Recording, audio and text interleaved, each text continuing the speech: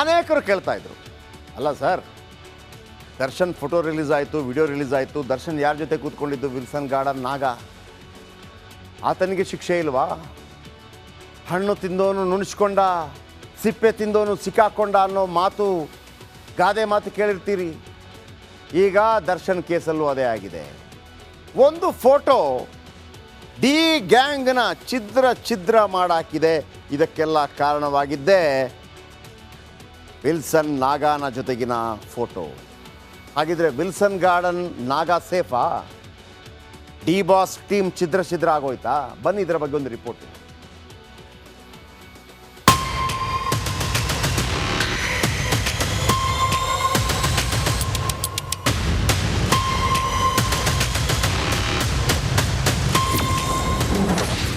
ದರ್ಶನ್ ಜೊತೆ ಫೋಟೋ ತೆಗೆದು ಬಿಲ್ಡಪ್.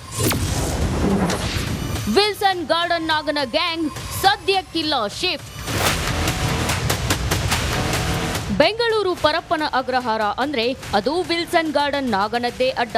ಇಂಥದ್ದೊಂದು ವಾತಾವರಣವನ್ನ ರೌಡಿ ಶೀಟರ್ ನಾಗ ಕ್ರಿಯೇಟ್ ಮಾಡಿಬಿಟ್ಟಿದ್ದಾನೆ. ದರ್ಶನ್ ಜೊತೆಗಿನ ಇತ್ತೀಚಿನ ಫೋಟೋ ಆ ಎಲ್ಲಾ ಸತ್ಯವನ್ನ ತೆರೆದಿಟ್ಟಿದ್ದೂ ಆಗಿದೆ.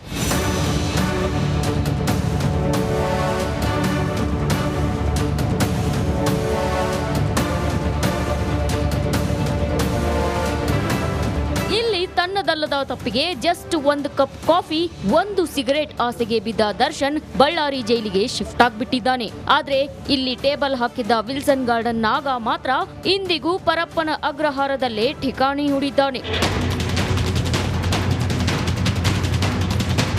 ಇನ್ನು 22 ಜನರ ಗ್ಯಾಂಗ್ ಜೊತೆ ಜೈಲಿನಲ್ಲೇ ಬೆಚ್ಚಗಿರೋ ವಿಲ್ಸನ್ ಗಾರ್ಡನ್ ನಾಗನನ್ನು ಶಿಫ್ಟ್ ಮಾಡೋದಕ್ಕೆ ಪೊಲೀಸರು ರೆಡಿ ಮಾಡ್ಕೊಂಡಿದ್ರು. ಆದ್ರೆ ಇದನ್ನ ಪ್ರಶ್ನಿಸಿ ಕೋರ್ಟ್ ಮೊರೆ ಹೋಗಲಾಗಿತ್ತು. ಈ ಅರ್ಜಿಯನ್ನ ವಿಚಾರಣೆ ನಡೆಸಿದ ಕೋರ್ಟ್ ಸೆಪ್ಟೆಂಬರ್ 9ಕ್ಕೆ ವಿಚಾರಣೆ ಮುಂದೂಡಿದೆ.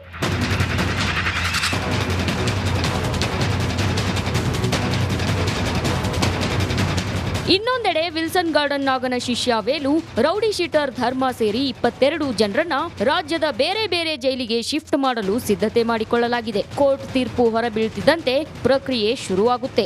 ಯಾಕಂದ್ರೆ ಈಗಾಗಲೇ ಪರಪ್ಪನ ಅಗ್ರಹಾರ ಜೈಲಿನ ಅಧಿಕಾರಿಗಳು ಸಸ್ಪೆಂಡ್ ಆಗಿದ್ದಾರೆ. ಇದಕ್ಕೆಲ್ಲ ವಿಲ್ಸನ್ ಗಾರ್ಡನ್ ನಾಗನೇ ಕಾರಣ ಅಂತ ಜೈಲು ಸಿಬ್ಬಂದಿ ಕೈ ಹಿಸುಕಿಕೊಳ್ಳುತ್ತಿದ್ದಾರೆ.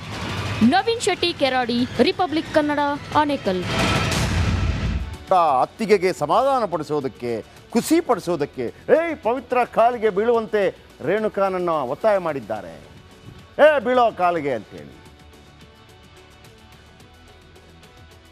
ಚಿನ್ನನಿಗೆ ಸಮಾಧಾನ ಆಗಿಲ್ಲ, ಖುಷಿ ಆಗಿಲ್ಲ, ಶೋಭಾಜಿ ಮಾಡಬೇಕಲ್ಲ, ಚಪ್ಪಲಿ ತಗೊಂಡು ಸರಿ ಹೊಡೆದಿದೆ. ಅದಾದ ನಂತರ ತನಗೆ ಆದಂಥ ಅವಮಾನ, ಯಾರನ್ನು ಕಣ್ಣೆತ್ತಿಯೂ ನೋಡದಂಥ ಪವಿತ್ರ ಗೌಡರು ಸಾಯಿಸರು, ಬಿಡಬೇಡಿ ಅಂತ ಕೂಗಿದ್ಲಂತೆ. ಚಾರ್ಜ್ ಶೀಟಲ್ಲಿದೆ. ಪವಿತ್ರ ಮಾತು ಕೇಳಿದಾಗ ಮತ್ತೆ ಕೆರಳಿ ಕೆಂಡವಾದ ಅಣ್ಣ ದರ್ಶನ್ ಹೊಡೆದ್ರು.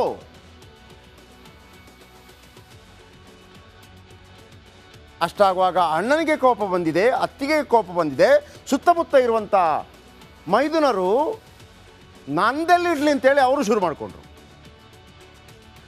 ರೇಣುಕಾ ಸ್ವಾಮಿಯನ್ನ ಲಾರಿ, ಅಲ್ಲಿರುವಂಥ ಲಾರಿ ಅಪ್ಪಳಿಸುವಂತೆ ಎಸೆಯುತ್ತಾರೆ ನಟ ದರ್ಶನ್. ಈಗ ಹೇಳಿದ್ದಾರೆ, ಯಾಕೆ ಹೊಡೆದ್ರು ಅಂತ ಪೊಲೀಸರು ಕೇಳಿದ್ದಾರೆ. ಪೊಲೀಸರದ್ದು ಗೊತ್ತಲ್ಲ, ನಾನು ಪದೇ ಹೇಳ್ತಾ ಇರ್ತೀನಿ. ಬ್ಯಾಂಕ್ ಜನಾರ್ದನ್ ಮತ್ತು ದರ್ಶನ್ದೊಂದು, ಬ್ಯಾಂಕ್ ಜನಾರ್ದನ್ ಮತ್ತು ಜಗ್ಗೇಶ್ದೊಂದು ಸೀನ್ ಇದೆ ಪೊಲೀಸ್ ಸ್ಟೇಷನಲ್ಲಿ. ಆ ಥರ ಇವರು ಕೂಡ ಕಾರ ಹರಿದಿದ್ದಾರೆ. ಪೊಲೀಸರು ಹೇಳಿಬಿಟ್ಟಿದ್ದಾರೆ, ಪವಿತ್ರ ಗೌಡ ಹೇಳಿದ್ದಕ್ಕೆ ನಾವು ಹಲ್ಲೆ ಮಾಡಿದ್ದೇವೆ ಅಂತ ಹೇಳಿಬಿಟ್ಟಿದ್ದಾರೆ. ಪವಿತ್ರ ಗೌಡ ಕುಮ್ಮಕ್ಕೆ ಇದಕ್ಕೆ ಕಾರಣ ಅಂಥೇಳಿ ಬಹುತೇಕ ಆರೋಪಿಗಳು ಒಪ್ಕೊಂಡಿದ್ದಾರೆ. ಹಾಗಾಗಿ ಚಾರ್ಜ್ ಶೀಟ್ನಲ್ಲಿ ಉಲ್ಲೇಖವಾಗಿದೆ ಪವಿತ್ರ ಗೌಡ ಅವರ ಚಪ್ಪಲಿ ಹೊಡೆತ. ಪವಿತ್ರ ಚಪ್ಪಲಿ ಮೇಲೂ ರೇಣುಕಾ ಸ್ವಾಮಿ ರಕ್ತದ ಕಲೆ ಇದೆ. ಪವಿತ್ರ ಮನೆಯಲ್ಲಿ ಚಪ್ಪಲಿ ವಶಪಡಿಸಿಕೊಂಡಿದ್ದಾರೆ ಖಾಕಿ ಪಡೆ. FSLಗೆ ಚಪ್ಪಲಿಯನ್ನು ಕಳಿಸಿದ್ದಾರೆ ತನಿಖಾ ತಂಡ.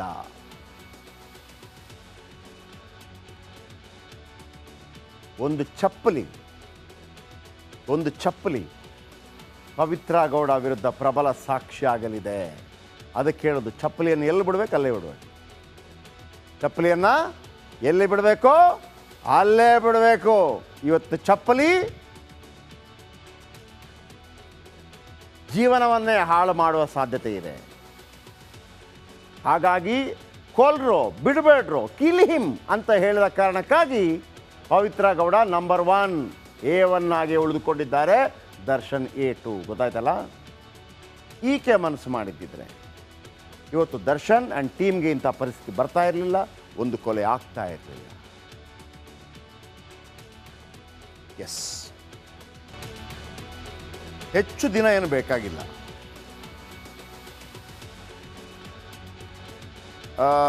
ಶಂಕರ ಬಿದಿರಿ ಅವರು ಕಮಿಷನರ್ ಆಗಿದ್ದಂಥ ಸಂದರ್ಭ. ಶಂಕರ ಬಿದಿರಿ ಅವರ ಕಾಲಾವಧಿ ಜಸ್ಟ್ 2011-12 ಆ ಟೈಮಲ್ಲಿ ಇಂಥ 11 ರೌಡಿಗಳನ್ನು ಎನ್ಕೌಂಟ್ರ್ ಮಾಡಲಾಗಿತ್ತು. ಇವತ್ತು ನಾನು ನಿವೃತ್ತ ಪೊಲೀಸ್ ಅಧಿಕಾರಿ ಮಾಲಗತ್ತಿ ಅವರನ್ನು ಮಾತಾಡಿಸ್ತಾ ಇದ್ದೆ. ಸರ್, ಯಾಕಾಗಲ್ಲ ಈಗ ಎನ್ಕೌಂಟ್ರ್ ಅಂತ ಕೇಳಿದೆ. ಅದಕ್ಕೆ ಯಾಕ್ರಿ ಆಗಲ್ಲ, ಮನಸ್ಸು ಮಾಡಿದರೆ ಈಗಲೂ ಆಗುತ್ತೆ. ಶಂಕರ ಬಿದಿರಿ ಟೈಮಲ್ಲಿ 11 ಎನ್ಕೌಂಟ್ರ್ ಆಯಿತು ಅಂತೇಳಿ. ವೀಕ್ಷಕರೇ, 11 ಎನ್ಕೌಂಟ್ರ್ ಯಾಕಾಯಿತು, ಅವರ ಅಪರಾಧಗಳೇನು, ಯಾವುದರಲ್ಲಿ ಆರೋಪಿಗಳಾಗಿದ್ದರು, ನಾನು ಲಿಸ್ಟ್ ಕೊಡ್ತೀನಿ ನಾಳೆ ಅಥವಾ ನಾಡಿದ್ದು. ಈ 22 ಜನರನ್ನು ಅಲ್ಲಿಂದ ಇಲ್ಲಿಗೆ, ಇಲ್ಲಿಂದ ಅಲ್ಲಿಗೆ, ಅಲ್ಲಿಂದ ಇಲ್ಲಿಗೆ ಯಾಕೆ ಮೆರವಣಿಗೆ ಮಾಡಬೇಕು? ಯಾಕೆ ಬೇಕು ಇವರು ನಮಗೆ?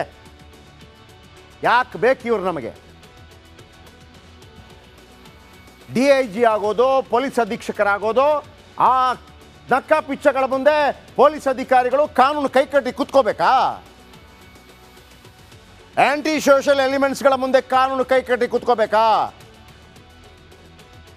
ತಲೆ ಎತ್ತಿ ಯಾರು ನಡಿಬೇಕು ಗೊತ್ತಾ? ಬೆಳಗ್ಗೆ 9 ಗಂಟೆಗೆ ಕೆಲಸಕ್ಕೆ ಹೋಗ್ತಾನೆ, ಸಂಜೆ 5 ಗಂಟೆಗೆ ವಾಪಸ್ ಮನೆಗೆ ಬರ್ತಾನೆ. ತೆರಿಗೆ ದುಡ್ಡು, ಕಂದಾಯ ದುಡ್ಡು ಪ್ರತಿಯೊಂದನ್ನು ಕೂಡ ಚಾಚು ತಪ್ಪದೆ ಸರ್ಕಾರಕ್ಕೆ ಕಟ್ತಾನೆ.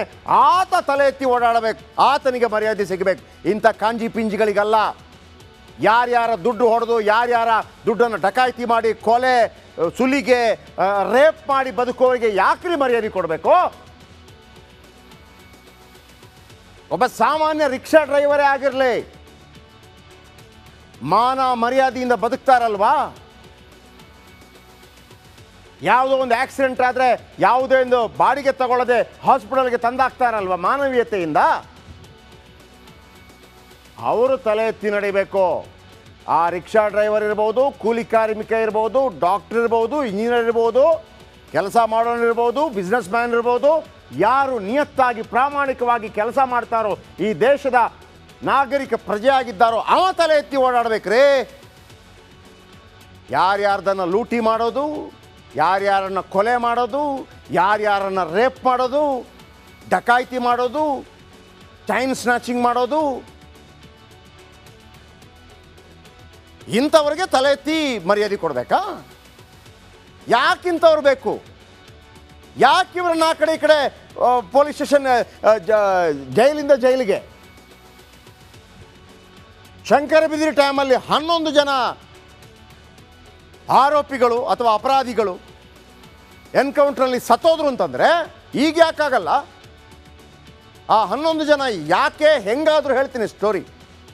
ಈಗ ನೋಡಿ, ಈ 22 ಜನ ಇದ್ದಾರಲ್ಲ, ಯಾರು ಮಿಸ್ ಆಗಲ್ಲ ಅಂತೆ.